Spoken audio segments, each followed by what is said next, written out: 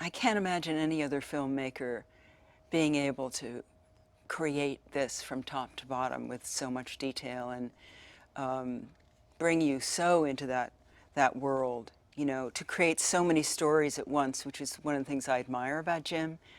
Jim, the storyteller, doing this sort of, you know, coming of age movie that was also a great love story that was also, and perhaps most importantly, the story of these two worlds colliding. I remember having lunch with Jim, and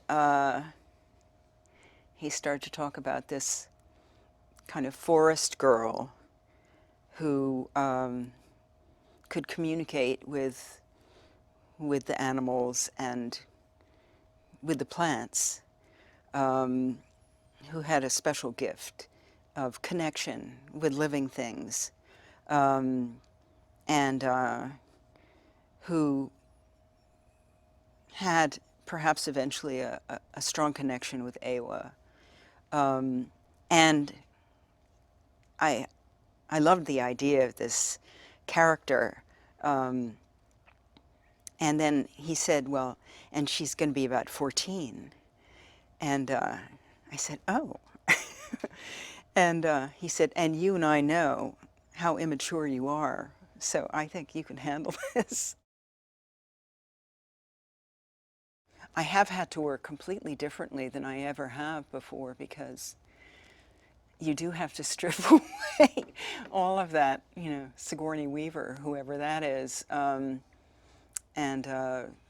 it's been kind of an amazing experience to go back in time and be with that person every day. And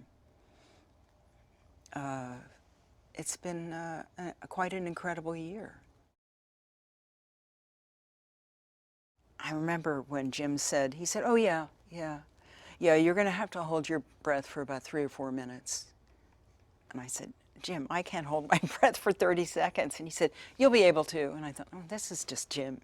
You know, and yet at the first lesson that Kirk gave us, I held my breath for 1.5 minutes. And I thought, wow, what is this? And it just shows you how little we know about our systems and what they can do.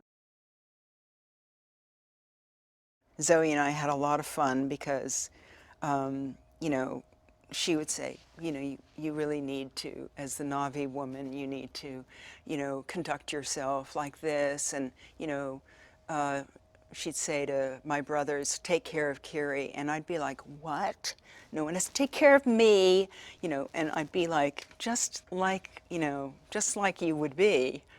And I'd stomp around instead of being a graceful Na'vi. And, you know, it's all just kind of, you know, we're actors, so it just all kind of tumbles out. You're not planning any of this stuff.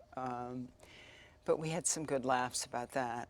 And of course, Zoe and Sam have such little children, and they're used to sweet children, you know. And suddenly they have these teenagers who are so moody and unpredictable.